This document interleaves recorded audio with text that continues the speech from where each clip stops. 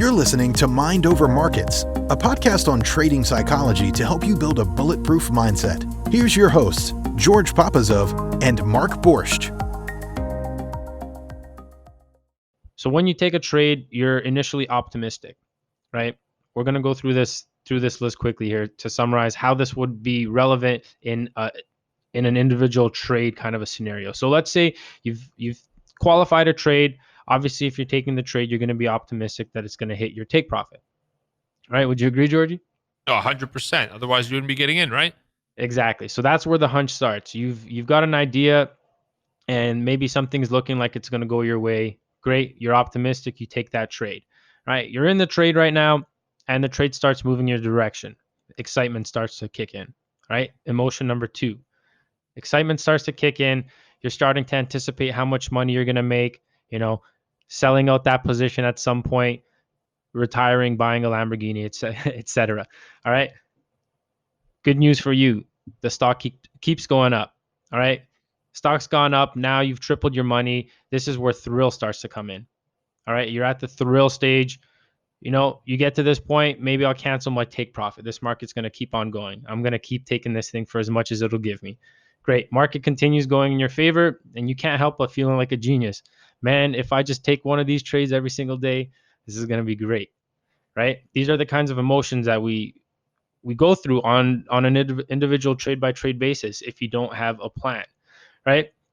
Then the market hits a new level. You're up nice, maybe 5 times, and you're deciding, man, should I sell here? I think this might be a good idea to sell. You know what? I think if I just hold it for a couple more longer, I could really get that car or that house. You know what? This thing's going in my favor. I can't lose right now. Great, I'm going to hold it. You hold on to that trade. All right? It starts to top out, starts to, hit a resistance point, starts to form, whatever pattern you look for, triple top, double top, and then it fails. Right? You get the initial move that breaks market structure to the downside. All right? At this point, you haven't sold yet. This is where you get anxious. All right? I'm sure this is very similar to the investor cycle from Bitcoin. All right, Oh, yeah, that whole cycle. All right, and this is the part where you hit 20,000 on Bitcoin, and the market started rolling over. All right, you get anxious. All right, I'm gonna buy this first dip. It's got to go. This has been working for the whole time. Then the market, you're at anxiety now. You're at the emotion of anxiety.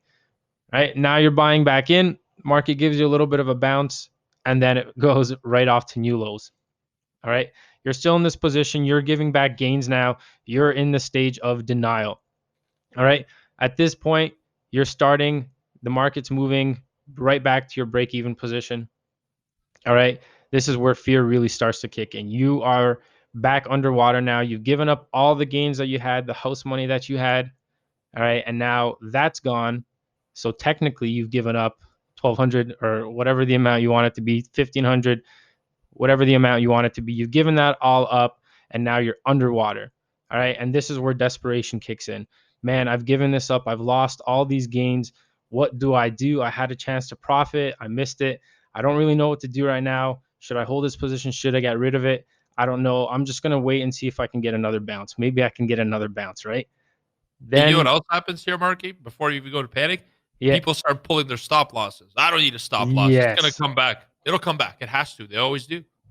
Exactly. And so imagine you're still in this trade. Now you've pulled your stop loss because you've had a trade that was once at profit. Now it's underwater, and your mentality is stuck, is geared to those profits that you had given up. You had those profits, and now this position has got to come back and get you at least a break even, ideally back to those profits that you had. You want to recover that, right? That's what you're remembering. And then, you know what? The market goes lower. The market goes lower, and at this point, you're really in trouble. You're, close to margin call if your broker hasn't called you already to exercise the margin call. You're almost there. You're getting nervous. Then you sell. All right. You're at the point of capitulation. You've reached your breaking point, and then you sell that position. And now it doesn't matter what happens. Now you're starting to feel the next emotion. You're feeling despondency. All right. On an individual trade basis, after you exit that trade, you get somewhat of a sigh of relief now. It's still despondency kind of emotion, but you're out of the markets now, and now you don't even want to kind of think about that. The money's lost. You've kind of crystallized it, and now you got to be thinking about your next best trade. This is where a lot of traders, they kind of go into the next emotion, depression, and then they start revenge trading, right? They get taken out of that position, and now they keep trying to buy the bottom until they lose their capital, and then it inevitably goes up, right? And so after despondency, like we said, you've got the depression stage. This is the part where, you know, you kind of, you're upset about the trade, you're upset about losing money, you don't know what to do next, and then next you see the market bounce, right? The market bounce and starts to play back into your idea. You see that dips are starting to be held by buyers, and now you start to get hope again. All right, you've thought about the trade, you've reviewed the trade, and at this point you're saying, all right, I think I can start looking for positions again. I'm ready to take on new opportunities, right?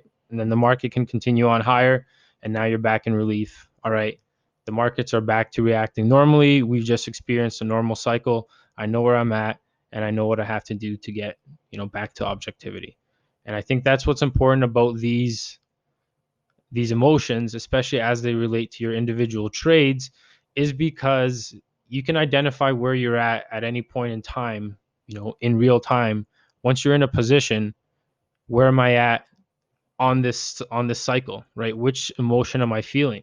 If emotions are starting to creep in and you realize that, you can identify where you are in this cycle, and then you can put it together a plan to help you mitigate those emotions from affecting your performance or affecting your trading. Love it. I love that. You just walk through the whole cycle, and I think that really makes it stick from, actions that you've as you went through this, Mark. I keep saying you guys to the listener, but as you went through this, I experienced it with you. I experienced the yay to the oh, because I've been there. To get here, you have to be there. And this is where I think is interesting. No matter where you start your journey, Mark, I think even if you start in the despondency, if this is when you first start trading, like right now, people are calling my phone. Actually, my phone's ringing right now. Look at this, Mark. You ever heard me talk to this person? They just no. So Yep.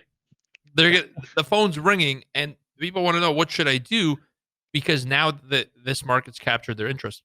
So even if you start at the very bottom, caring about this market, you're like, oh my god, I need to know how to make money right now because this is becoming important all of a sudden. If you start at despondency, depression, even if you start at euphoria, no matter where you start, before you realize how this market really works, you're going to have to experience a down curve. And I think people who started euphoria, like 2019 markets wise, have gone through the curve now. People who are just starting at this moment are missing how this whole downside was actually created. And Yeah. so they're the ones who will become overly confident in the next 6, 7 years of the next bull and will lose 7, 8 years of profit in 2 months. And we've had a historic market that literally, you usually lose money slower. It takes a little bit more of a battle, like 2008, 2001, months on end. It was downside, but smaller amounts. Right now, we just rinsed this downside on a quicker scale, and it's been unprecedented downside action. And so here comes the golden question here, Mark. Where do you think we are right now in terms of the cycle? Where do I think we are? I think personally we are. I want to say we're close to the. We're definitely past the panic stage. I'm definitely seeing panic. I think we're coming into the capitulation phase. Yeah. I definitely think if I were to put it between two, it would be really between the panic and the capitulation phase. More so coming towards the capitulation side of things. Yeah, I'm with you. I think that if we hadn't look, this would have taken going from fear to capitulation usually takes months. We've gone into unprecedented territory where we're almost 40% down in less than 30 days, right? Like really crazy, unprecedented type of emotions. And because fear is stronger than greed, I think we've rinsed out the cycle to the downside a lot quicker. Also, now we have more automated trading technologies that are going through in the market who liquidate faster. All right. And we've condensed the downside. All right. So because it's happened so fast, I think we have whiplash. A lot of us have to sit here and process it. And we also, let's not forget that the spark in the room was the corona situation. But before this whole coronavirus, it's like tail risk, this black swan, Nassim will tell us, Nassim Talib That's his name, right? The guy, the Black Swan author. I think so, yeah. As this occurred, this is what brought down the market, but there was a lot of other reasons, right? Like corporations had been flush out on over leverage and buy. I could do a whole episode on this. What you need to know is that this wasn't the prime cause. This sparked the selling, but there was a complacency. Like there was a sense of how much further could we go. Thanks for listening to the Mind Over Market podcast. You can find us at tradeproacademy.com.